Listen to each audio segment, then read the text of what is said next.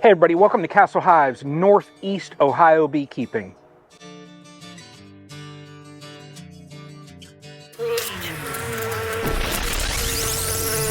It's November like 19th and it's like 53 degrees. Very odd.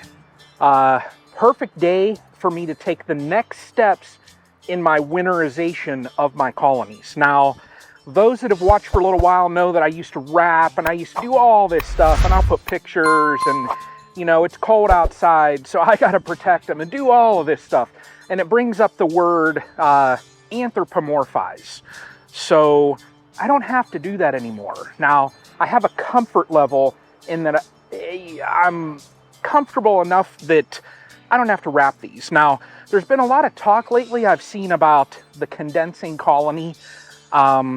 And it kind of clicks into what I did last year in that I had these insulated inner covers, and I'm going to bring you around here. We're going to talk about these in a second. But I had these insulated inner covers from Be Smart Designs. And what I did with these now is I built a 4-inch shim and used great stuff. And I left just enough room that I can pop that center and put my Hive Alive fondant in there. That's going to go on in another week or so. I wait at least until Thanksgiving. So this here is going to give enough of that R value on top of these colonies. And I blocked off the upper entrance. First year going to do all this. So I've seen a lot of success from people. I'm just doing it to all of my colonies. Now, we're going to talk a second also about this colony here. My very gentle colony, it absconded. I don't know what happened. I've seen a couple other individuals out there that have had absconds this late in November, and it's totally mind-blowing. Also, the little nuke that was here, I think I lost the queen in that because I lost that one, and when I opened it up just to do a little bit of a biopsy of what happened, I noticed there was just a small amount of bees in there, and I went through them. There was probably only about 200 or 300 bees. I went through it and I didn't find the queen. So I don't know whether they absconded and just left a couple. And I also lost one in the back there. So in the last, last 2 to 3 weeks, I've lost 3 colonies. So I'm now sitting at 13. But, you know, it's good enough for me. I mean, 13 is enough of a number. I said I wanted to be around 15. So next year I'll be set up now 13. You know, let's say 12 of these survive the winter, 11 survive the winter. That would take me up to 22 with splits. So I'll have 7 extra colonies. So that's okay. But this right here is beekeeping. I mean, totally blows my mind. I have never, this is my 7th season, never lost a colony this late in the year. Just blows my mind. But let's open up this colony here. I'm going to take the strips out, take the buckets off, and we're going to put an insulated inner cover on. So just to get them set and ready. Our temps in Ohio are going to start to dip. And this is a perfect day in that I can get in here, take my strips out, take the buckets and that off, and get them prepped for the winter. So let's start this up. Might be one of the last times this year that I'm using, wow, look at that.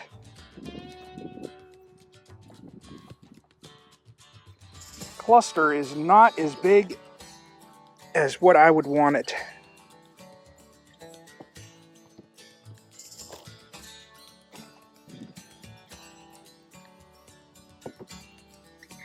There we go. So that's going to go there. Now, this next thing I have here, these are Appy tablets. I'm going to give them one. So it's a new product out there. We'll see what it does. Oh, look at that. Plug that hole up and done. So on to the next one. Now, this, in a sense, is going to be my winter configuration. So I've got 2 deeps. I could really condense this down. Maybe I will do that. This colony is fairly small, but I don't want to rip all the frames in that apart. So we'll see how they do. Not as big as what I would like it right now. So that a little bit is concerning to me. We'll see. We'll see what they do. So let's get to the back row and get some insulated inners on those.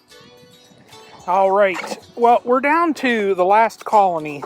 I don't have a good feeling for a couple of the colonies, but last year I had a 91% over winter.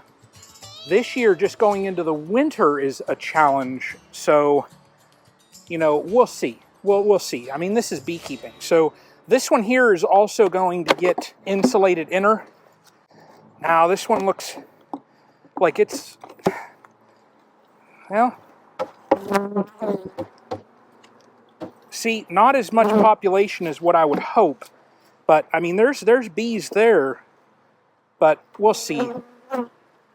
So, we shall see. Now, these insulated inners, as you see, they will also fit an 8-frame hive body. So that's going to go on there. This is going to come off. Got a couple stragglers in there. I'll shake them out. But that's it. So I put ratchet straps on all of my colonies as well. It's kind of like a extra added insurance for me. We get storms that come through every once in a while that will cause havoc, and this just keeps that outer cover on snug. And we'll see what this does. So this colony here, as you saw, looked okay. The Apimays look okay also.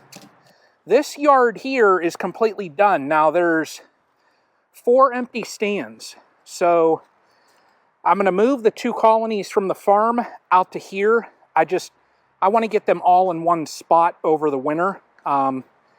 And, we'll go from there. So, what I do need to do also is, I'm just realizing it, the Appy tablet is going to go right in the front. Now, that's the one beauty of these is, I can take this and just slide that right in the front there like that. Slide that entrance reducer right back in, and it's in there for them to munch on. So, but that's it. Gosh. Kind of upsetting in that, I lost the couple colonies that I did. But next year, I have more of a firm goal. Beginning of this year, I had struggles. I expanded, and then I had issues with queens, and the year was up and down, and it just, there were moments where I got very discouraged and almost didn't want to, that's why I didn't film as much maybe this year.